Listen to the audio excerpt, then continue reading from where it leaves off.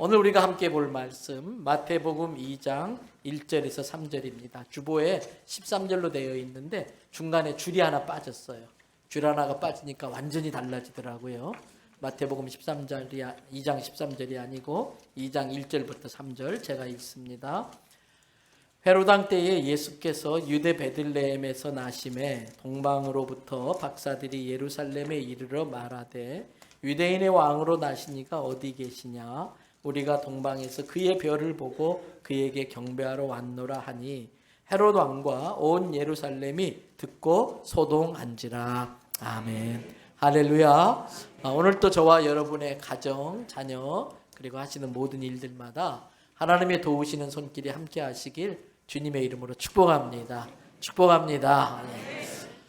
제가 종종 하는 실수인데 오늘 새벽에도 그런 실수를 했어요. 새벽에 일찍 교회 나오려고 막 부지런히 챙겨가지고 지하 주차장에 왔습니다.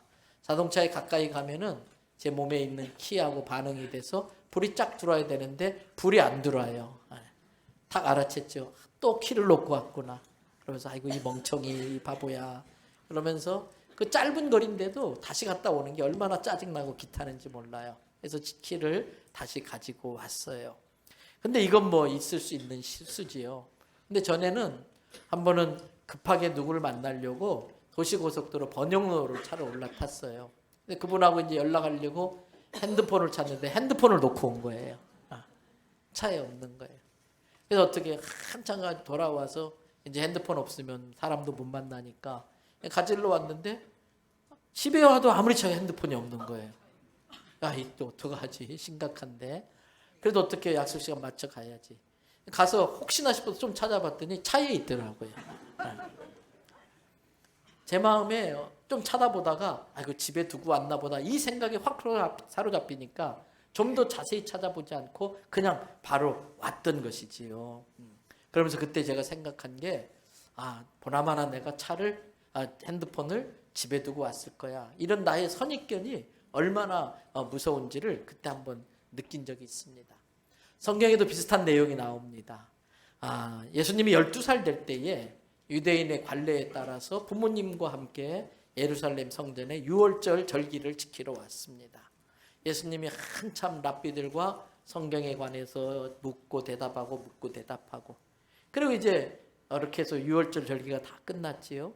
예수님의 부모님들이 일가 친척들하고 동네 사람들끼리 같이 왔다가 다시 이제 고향으로 돌아가게 됩니다. 사람들이 많다 보니까 12살이나 됐고 다 컸으니까 어련히 알아서 오겠지 아마 그렇게 생각했을 것 같아요. 하룻길을 가서 이제 다시 이제 하루 저녁 자면서 하려고 하는데 예수님이 안 보이는 거예요. 찾아다니면서 우리 예수 봤냐고 그래도 없는 거예요. 그래서 어떻게 해요? 할 수 없이 다시 하룻길을 거꾸로 돌아갔더니 거기 예루살렘의 성전에서 예수님이 계신 것을 발견할 수 있었습니다. 제가 저의 경험과 그 성경 구절을 읽으면서 깨달은 게 있어요. 놓치면 안 되는데 놓쳐선 안 될 것을 놓치면 도로 돌아가야 되는구나. 잃어버리면 안 되는데 잃어버리면 안 될 걸 잃어버리고 놓칠 걸 놓쳐버리면 지금까지 왔던 게 다 헛수고구나. 헛걸음이구나. 이걸 깨닫게 됐어요. 여러분 그런데 또 가만히 생각해 보니까 제가 잃어버린 건 키가 아니고 핸드폰이 아니더라고요. 키와 핸드폰을 잃어버리게 만든 뭘 먼저 잃어버렸을까요? 정신을 잃어버린 거예요. 정신을 안 차린 거예요. 호랑이에게 물려가도 뭐만 차리면? 정신만 차리면 산다고 하는데 정신을 놓고 다니니까 정신이 없으니까. 그래서 여러분 근데 저만 그런 것 같지는 않아요. 제가 아까 그 이야기하니까 막 끄떡끄떡 공감하고 웃으시는 분이 많은데 이렇게 분주한 연말 되면은 정신 놓칠 일들이 많은 거예요. 그래서 우리가 군대에서 제식훈련할 때 열중셔 차렷 그러잖아요. 정신 차려 해야 되는 거예요. 지금 정신을 차려야 되는 거예요. 여러분 이런 경우는 뭐 핸드폰 다시 가지러 가면 되고 키 다시 가져오면 되고 또 예수님 잃어버렸지만 다시 만났으니까 되잖아요. 그런데 그렇지 않은 경우가 있습니다. 내가 놓치면 안 될 걸 놓쳐버리면 나만 곤란해지는 게 아니라 다른 많은 사람들을 번거롭게 하고 많은 사람 힘들게 하고 마음 아프게 하는 일이 있을 수도 있는 것입니다. 오늘 본문의 동방 박사들이 바로 그런 경우입니다. 이 동방 박사들은 늘 이렇게 하늘을 보면서 이 세상을 구원할 메시아가 온다고 그랬는데 언제 올까 그게 궁금했었어요. 그런데 이분들은 천문학자들이기 때문에 그 세상에 아주 특별한 사람이 태어나면 그것을 알려주는 아주 밝은 별이 뜬다고 믿고 있었지요. 아니나 다를까 어느 날 눈에 띄지 않았던 아주 환하고 큰 별이 나타난 거예요. 그런데 여러분, 요즘 천문학이 발달하니까 얼마 전에 제가 이렇게 들은 이야기 본 건데, 이 천문학의 별자리를 거꾸로 그대로 돌려볼 수 있다고 합니다.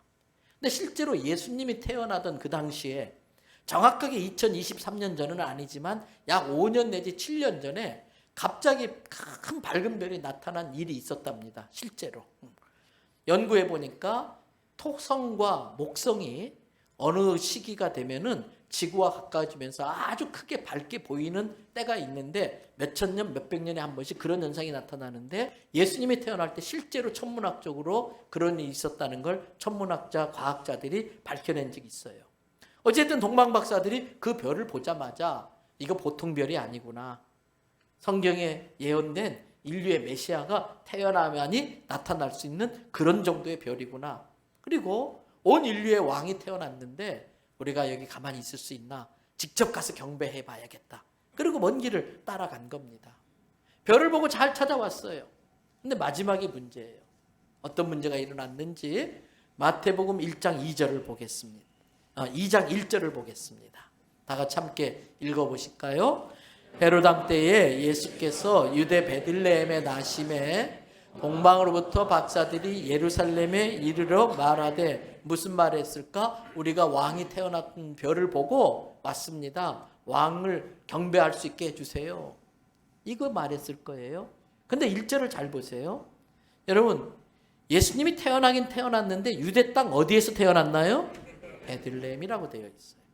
동방에서 온 박사들은 그런데 어디로 갔어요? 예루살렘으로 갔어요. 그래서 발칵 뒤집힌 거예요. 3절 말씀 보세요. 거기 3절에 보니까 헤로당과 온 예루살렘이 듣고 소동한지라. 여러분, 이 박사들 생각에 왕이니까 당연히 왕은 어디에서 태어날 거라고 생각했어요? 왕궁에서. 그러니까 왕궁 있는 예루살렘으로 간 거예요. 여러분, 이게 선입견이에요. 당연히 왕궁에서 태어나겠지. 그 결과 헤로당이 진노하는 거예요. 야, 내가 두 눈 시퍼렇게 뜨고 있는데 무슨 새로운 왕이 태어나? 이건 반역이야. 온 성이 막 소동이 일어나고 난리가 난 거지요. 소위 말해서 박사들이 번지수를 잘못 잡은 겁니다. 그럼 어떻게 됩니까? 다시 돌아가야지요. 근데 박사들만 돌아간다고 문제가 끝난 게 아니더라는 거예요. 많은 사람들이 난리가 났고요. 이 박사들의 실수로 말미암아 너무 끔찍한 일이 벌어졌어요. 그게 마태복음 2장 16절에 나옵니다. 이에 헤롯이 박사들에게 속은 줄 알고, 헤롯이 박사들을 속였지요. 아, 그래? 왕이 태어났다고? 아, 그런 대단한 왕이라면 나도 가서 경배를 해야 되겠네. 너희들 말이 진짜라면 갔다가 다시 나한테 와서 어딘지 알려줘. 가서 죽이려고 속인 거지요. 하나님의 개입. 꿈에 하나님께서 계시하셔서 박사들이 헤롯을 안 만나고 돌아갔기 때문에 다행이었지요. 어찌됐든 이제 속은 줄 안 헤롯이 난리가 난 겁니다. 베들레헴 근방, 베들레헴을 중심으로 그 근방에 그때 박사들이 만난 때가 언제지? 날짜 따져보니까 2살 이하는 다 죽이면 될 것 같아. 그러면 내가 내 자리를 노리는 왕을 죽일 수 있어. 남자아이들 2살 이하를 다 죽여버리는 끔찍한 일이 벌어지고 만 거예요. 안타까운 일이 벌어지고 만 거예요. 여러분, 우리도 마찬가지입니다. 내가 항상 옳다, 내가 다 안다, 그 선입견 때문에 함부로 판단하고 그 판단에 의해서 행동한 내 행동이 나에게뿐만 아니라 많은 사람에게 아픔과 상처를 줄 수도 있다는 걸 우리는 알아야 됩니다. 그 선입견으로 그런 실수를 하는 일이 없어야 되는 것입니다. 그러면 왜 동방의 박사들이 별을 잘 따라오다가 별이 비추이는 베들레헴 마구간으로 가지 않고 중간에 헤롯이 있는 왕궁 예루살렘으로 갔을까? 여러분, 끝까지 별을 봐야 되는데 이제 거의 다가오자 그들 앞에 큰 건물이 나타났어요. 그림에서 많이 보던 건데, 아, 저게 이렇게 생겼고 소문으로 많이 듣던 건데, 아, 예루살렘 성이네. 아이, 저기는 나도 잘 알지. 별 안 보고도 나는 얼마든지 찾아갈 수 있어. 별에서 눈을 뗀 겁니다. 박사들은 예루살렘 성이 보이자 이제 다 왔다, 안심한 겁니다. 방심한 겁니다. 그리고 든 생각이, 아니, 나도 이제는 저 정도는 갈 수 있어. 별 안 보고도 충분히 찾아갈 수 있어. 그렇게 생각했을 것입니다. 다 안다. 별이 안 도와줘도 나 할 수 있어. 이게 교만입니다. 근데 그 교만은 어떤 결과를 초래하는가? 잘 아는 말씀, 잠언 16장 18절의 말씀. 다 같이 한 목소리를 읽습니다. 교만은 패망의 선봉이요 거만한 마음은 넘어짐의 앞잡이니라. 여러분, 운동 경기를 하다 보면 어처구니 없는 경기가 있어요. 질 팀이 아닌데 너무 보잘것없는 팀한테 지는 경우들이 있어요. 왜 그럴까요? 아, 저 정도 팀이야. 식은 죽 먹기지. 아, 저건 한 발로도 이길 수 있어. 방심해요. 그래서 게임이 시작하는데 이길 수 없는 팀은, 야, 그래도 우리가 끝까지 최선을 다해보자. 혹시 안 골에도 넣을지 모르잖아. 혹시 이길 줄 모르잖아. 최선을 다하는 거예요. 그러면 실제로 한 골 들어가는 거예요. 그러면 충분히 이길 수 있는 팀이 당황하지요.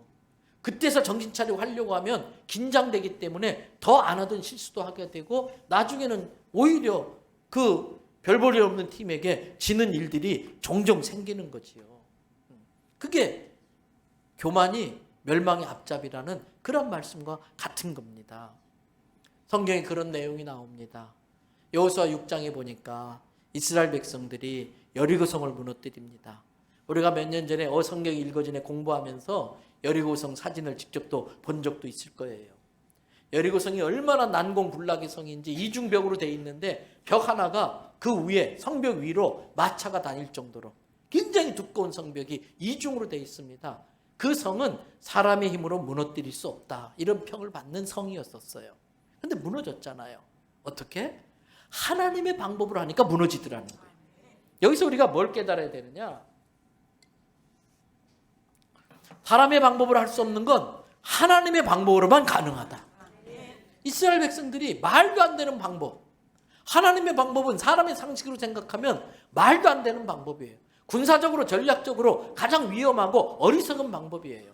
그런데 사람의 지혜로움이 하나님의 미련함이 사람의 지혜로움보다 낫다 그랬어요. 말도 안 되는 방법으로 여리고성이 무너졌어요. 문제는 그 다음이에요.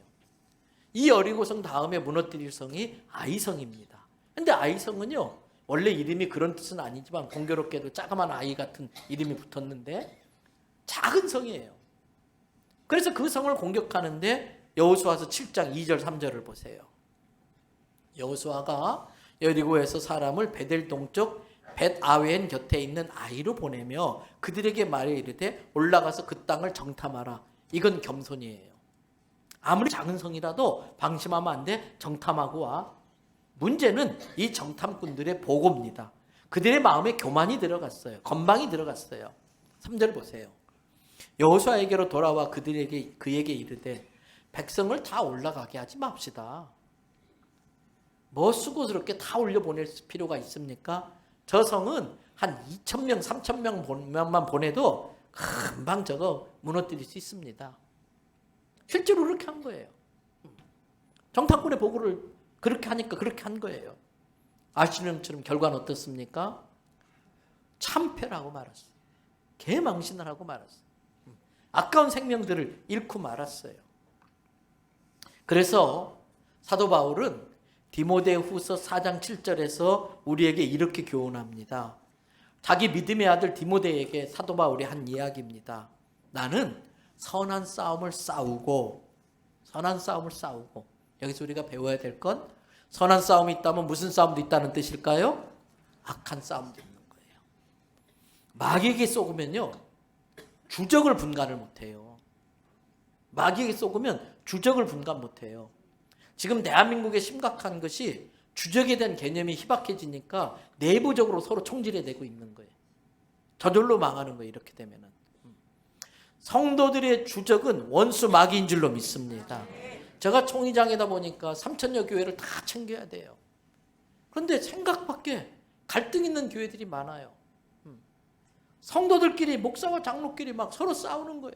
장로와 장로끼리 막 당에서 싸우는 거예요. 서로 막 고발하고. 그러면서 자기들 나름대로 저한테 와가지고 목사님 이건 이래서요. 우리는 틀린 게 없는데 저쪽이 잘못한 겁니다. 우리 편 들어주세요. 막 논리적으로 설명해요. 늘 제가 말씀드리잖아요. 논리끼리 싸우면 싸움이 안 끝난다니까요. 여기도 논리가 있고 저기도 논리가 있으니까. 더군다나 교회 안에 싸우면 새벽기도 나와서 능력받아 싸우니까 이게 끝날 리가 있나요? 신앙생활은 논리가 아니라 진리를 따라 살아가는 거예요. 하나님의 말씀 진리 앞에 내가 아무리 똑똑하고 잘났어도 내 논리가 맞아도 그 논리를 내려놓으면은 주적이 누군지를 알게 되고 선한 싸움을 하게 되는데 내가 안 틀려. 나는 항상 옳아. 내 논리가 맞아. 이게 교만이에요. 그러면 서로 잡아주기는 악한 싸움이 되고 마는 거예요. 오늘 사도 바울은 디모데에게 디모데야 혹시라도 마귀에게 쏘아서 너가 목회하는 그 교회 안에 악한 싸움이 벌어지지 않도록 악한 싸움에 너의 소중한 인생을 낭비하지 않도록 조심해라. 그 이야기하는 거예요. 그러면서 하는 이야기가 계속해서 말씀 보세요. 나는 나의 달려갈 길을 뭐 했다? 마쳤다. 끝까지 믿음을 지켰다. 여러분 이게 중요합니다. 아무리 잘 달리는 토끼도 아무리 잘 달리면 뭐합니까? 마지막에 중요한 거요. 중간에 자버리니까 거북이가 이겼잖아요. 몇 달 전에도 제가 설교 중에 예화 드렸지요. 지난번에 아시안 게임에서 한국 선수가 스케이트 인라인 스케이트 3,000m 계주 경기에서 만세 이겼다.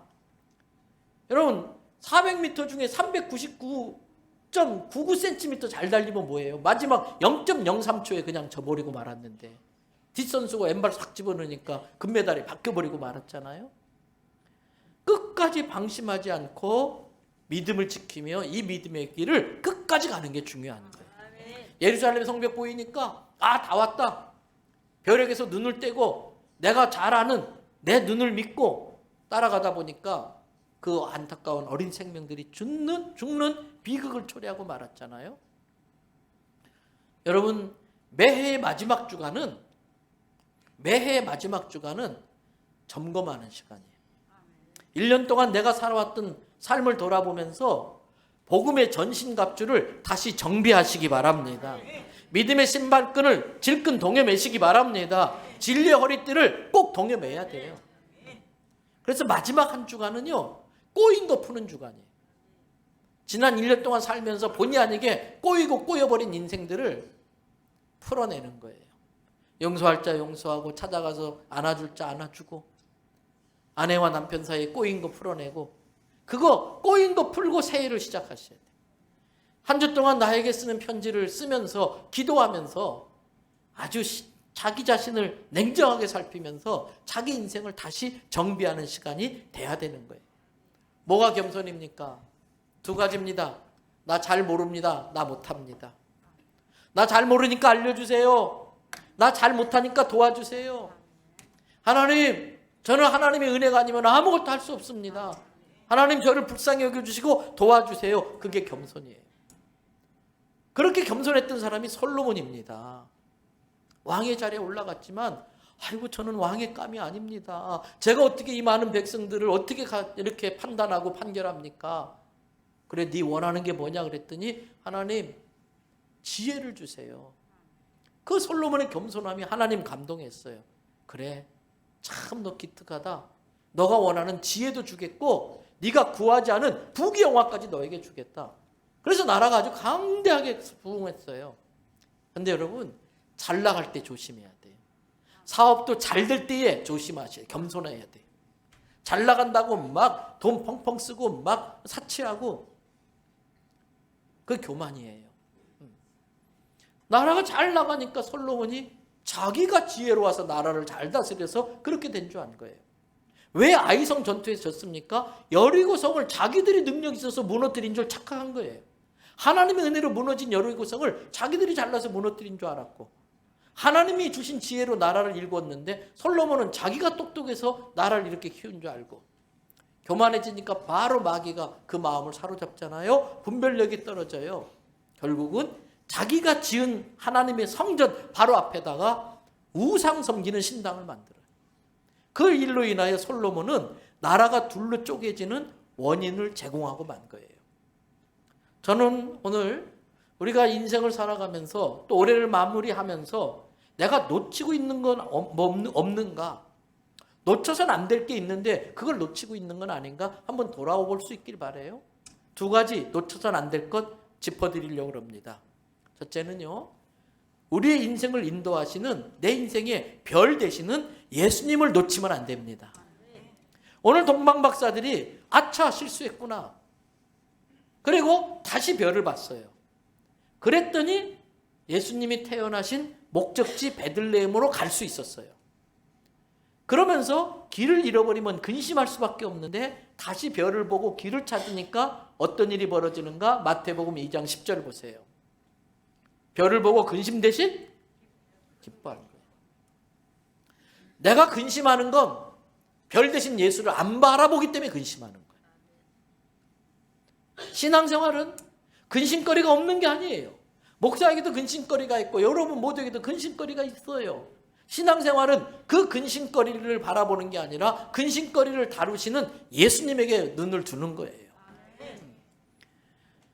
그래서 박사들은 비로소 그들의 목적, 거기까지 왔던 목적대로 예수님께 황금과 유황과 모략을 드릴 수 있었어요. 우리도 잠시 마귀의 거짓말에 속아 예수님 되시는 별에서 별 되신 예수님께 눈을 떼고 다른 것에 내 눈을 빼앗길 수 있어요. 그로 인해서 근심 걱정할 수 있어요.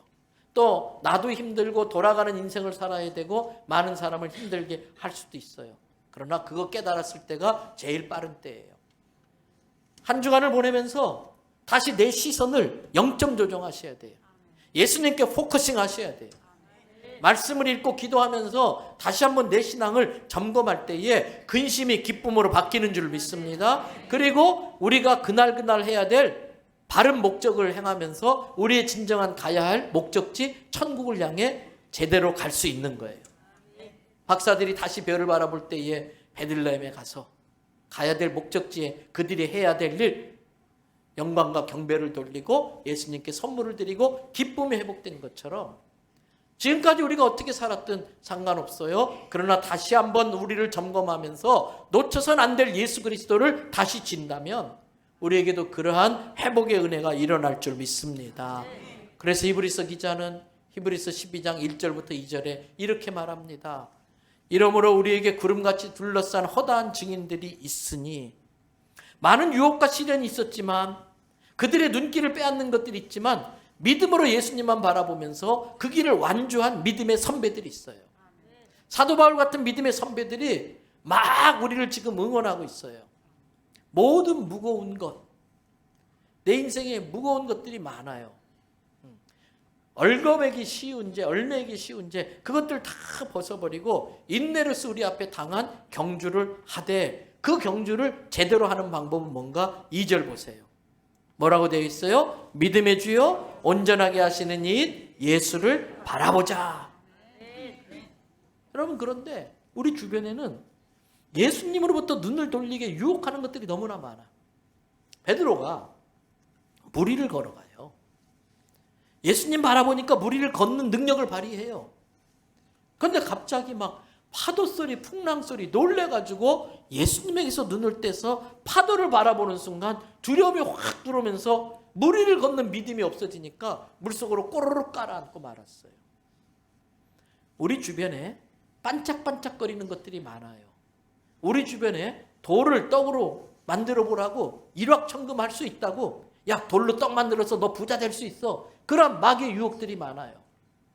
그 소리에 내가 현혹해서 눈을 떼어 그것들을 바라보는 순간 우리 인생은 물에 꼬르륵 빠져들 수밖에 없는 거예요. 2절 말씀 다시 그대로 띄워보세요.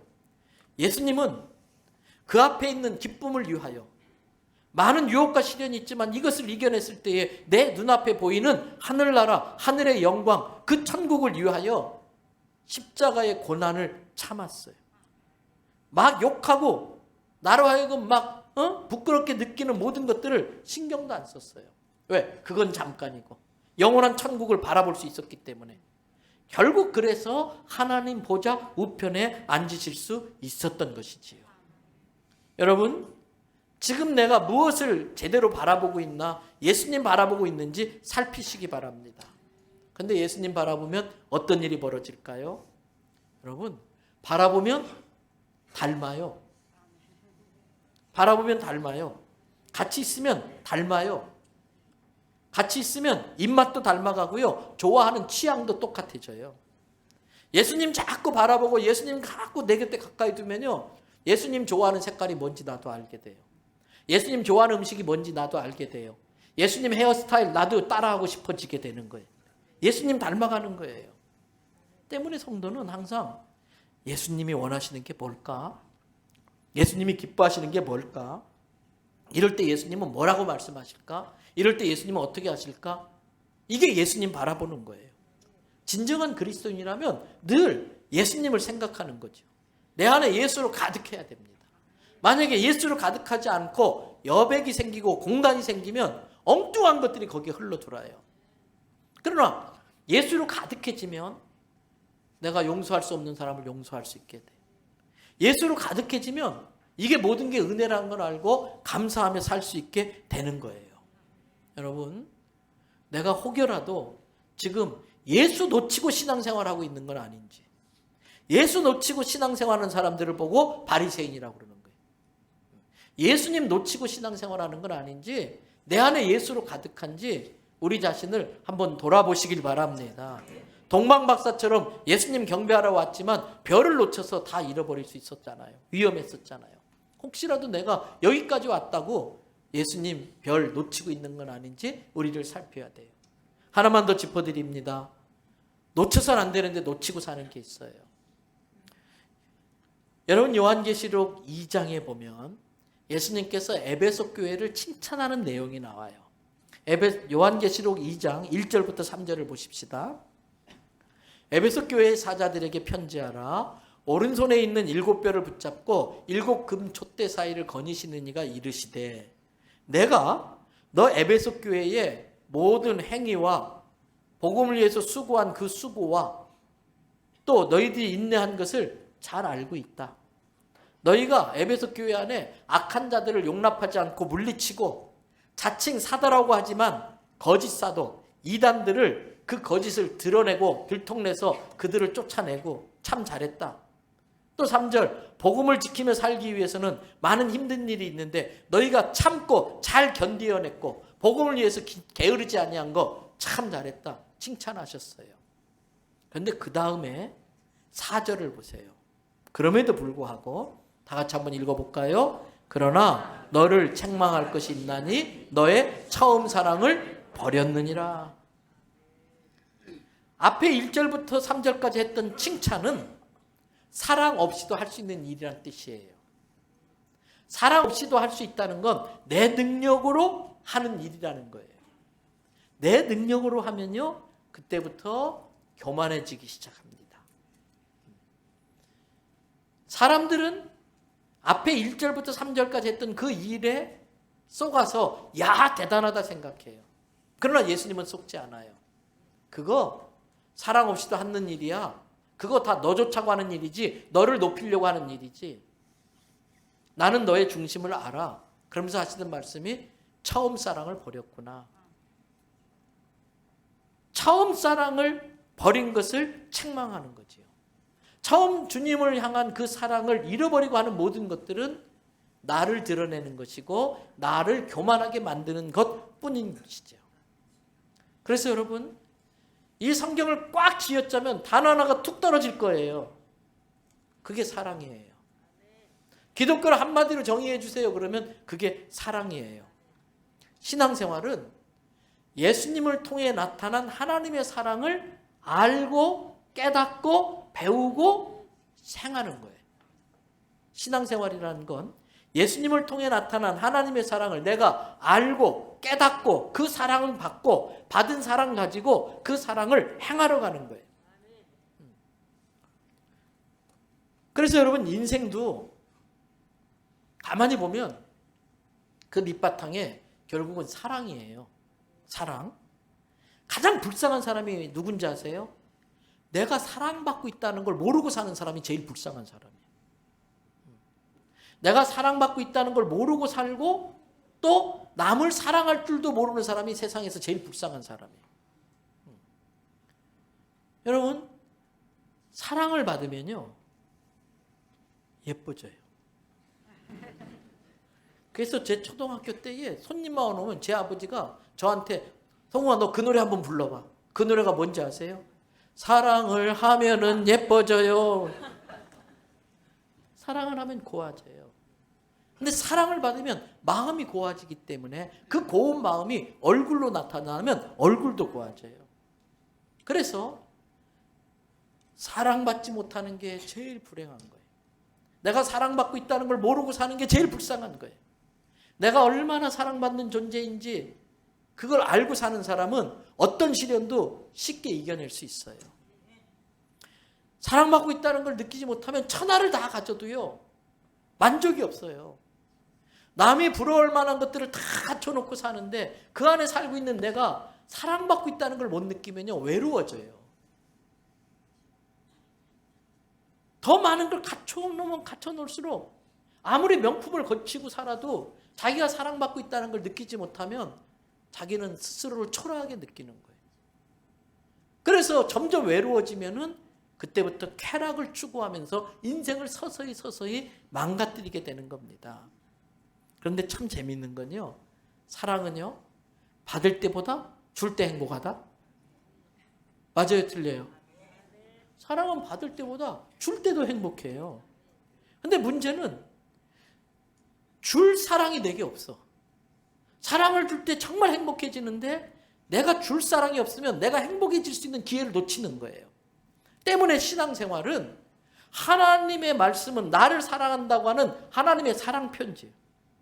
이 말씀을 믿음으로 나를 예수 사랑으로 하나님 사랑으로 막 채우는 거예요. 이건 믿음으로 채우는 거예요. 이 성경에 나를 사랑한다는 말씀을 내가 믿음으로 받아들이고 하나님의 눈으로 나를 보는 거예요. 다른 사람의 눈으로 나를 보면은 아이고 초라한 인생이 될 수 있어요. 부자의 눈으로 나를 보면은 참 가난뱅이로 보일 수 있어요. 다른 사람의 눈으로 나를 보면 불행해지는 거예요. 그러나 하나님의 눈으로 나를 바라보면 내가 얼마나 사랑스러운 존재인데 그게 믿음이에요. 그게 신앙이에요. 여러분 그래서 사랑은 줄 때 정말 행복한데 사랑을 주기 위해서는 내 안에 먼저 사랑으로 채워야 되는 거예요. 아이들에게도 마찬가지예요. 공부해라. 암만 해도요 공부 안 해요. 지가 공부할 필요성을 리액션이 좋아서 감사해요. 지가 공부할 필요성을 느끼기 전까지는 절대 공부 안 해요. 솔직히 여러분들 중에 공부한 걸로 먹고 사시는 분이 있으면 몇 명이나 되나 봐요. 내가 전공하고 공부한 걸로 먹고 사는 건 별로 많지 않아. 공부는 특별히 공부로 먹고 살 수 있는 애들은 반에서 전교에서 1, 2등 하는 애들. 걔네들은 아주 별난 애들. 성질이 더러운 애들. 그래서 공부 잘해요. 저처럼. 어차피 공부로 성공할 수 있는 건 아니에요. 그런데 자랄 때에 부모로부터 사랑을 많이 받으면요. 얘는 줄 사랑이 있어. 막 사랑을 주니까 어디 가든지 환영해요.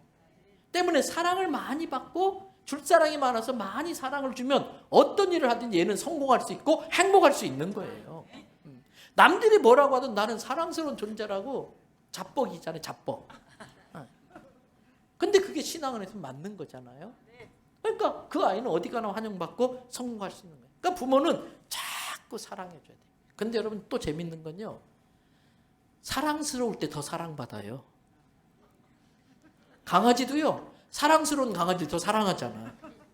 때문에 사랑스러우면 더 사랑받으니까 사랑이 채워지면 또 더 사랑이 넘쳐나서 더 사랑스럽고 이걸 사랑의 순순환이라고 그래. 성경의 원리예요. 있는 자는 더 많아질 것이고 없는 자는 더 가난해질 거라는 거예요. 그러니까 내가 사랑을 많이 받을수록 더 사랑스러워지고 더 사랑스럽기 때문에 더 사랑받고 더 많이 사랑받으니까 줄 게 더 많아지고 줄 게 더 많으니까 또 더 사랑스러워지고 이게 사랑의 선순환이에요. 여러분, 그래서 예수님은 에베소 교회에게 이렇게 말합니다. 야, 너네가 열심히 일한 건 내가 알아.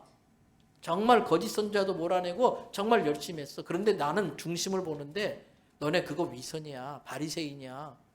처음 사랑이 없이 그렇게 살 수 있어.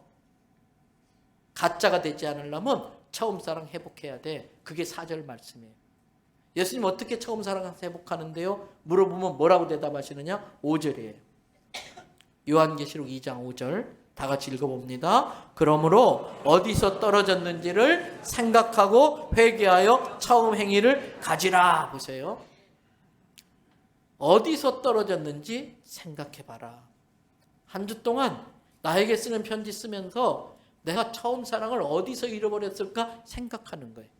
그리고 그러한 자기의 모습을 회개하고 그 다음 중요한 단어가 나왔어요. 처음 뭐라고 되어 있어요?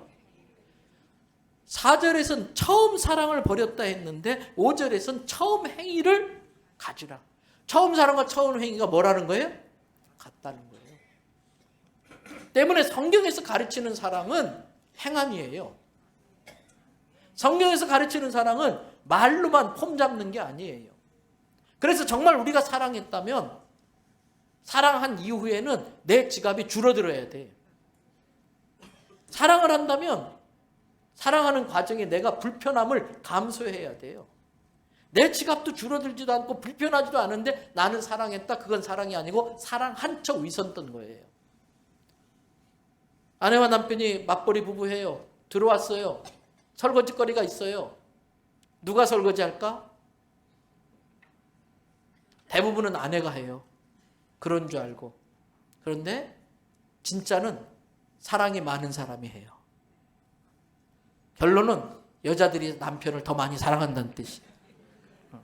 근데 그보다도 더 아내를 사랑하면 여보 당신도 피곤할 텐데 오늘은 내가 설거지 해줄게 하는 거예요.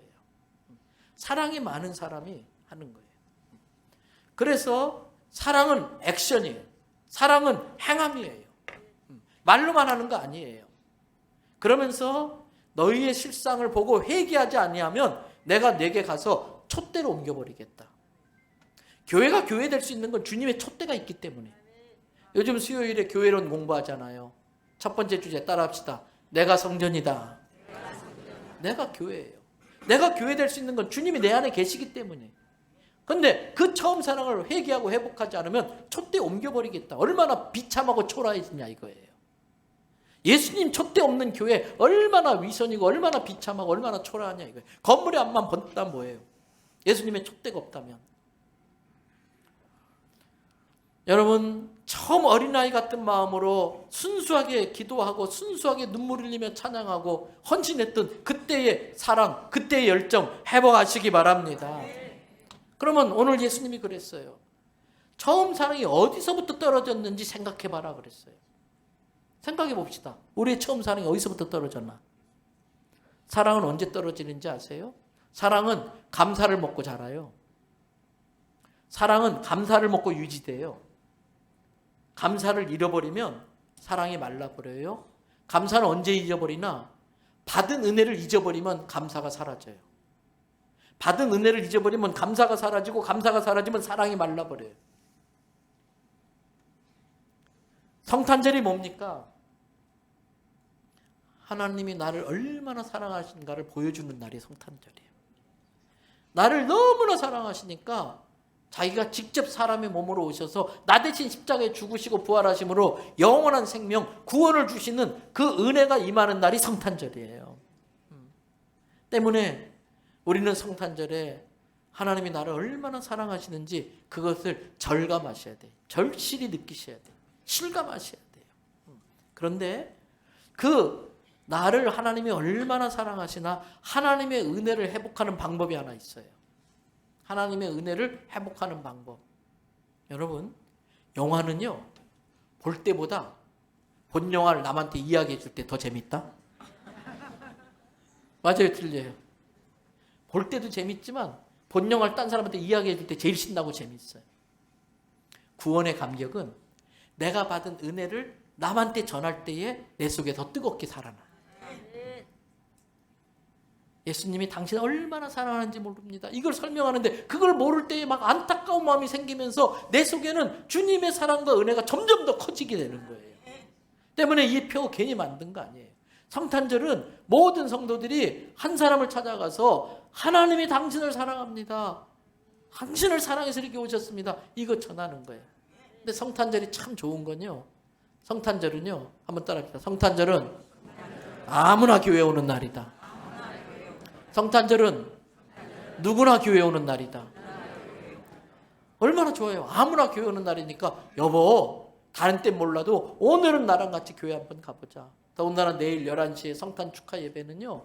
우리 시온 창당자가 그냥 열심히 준비하고 해마다 전통적으로 부산의 시향에 있는 몇몇 분들과 관현악단 초청해서 크리스마스 칸타타 하는데 음악회 오는 것 같은 마음으로 부모님, 자식들, 친구들 모시고 오는 거예요. 왜? 야, 그래도 너 교회 안 다녀도 좋아. 성탄절은 그래도 교회 가는 거지. 그럼 그 친구는 보나마나 그럴 거야. 그럼 너 초파일에 절에 갈래? 아, 오케이. 내가 가줄게. 그래가지고 딱 우리 교회 오면 초파일 되기 전에 사람 변화돼 버려요. 그러니까 걱정하지 말고 딜 하는 거예요. 그래서 이번 성탄절에 온 성도가 한 영혼 구원하는 놀라운 은혜가 있길 바랍니다. 그러기 위해서 내 속에 교만을 다 버려버리고 선입견 다 버려버리고 주의 은혜가 아니면 안 됩니다. 저는 아무것도 몰라요. 아무것도 할 수 없어요.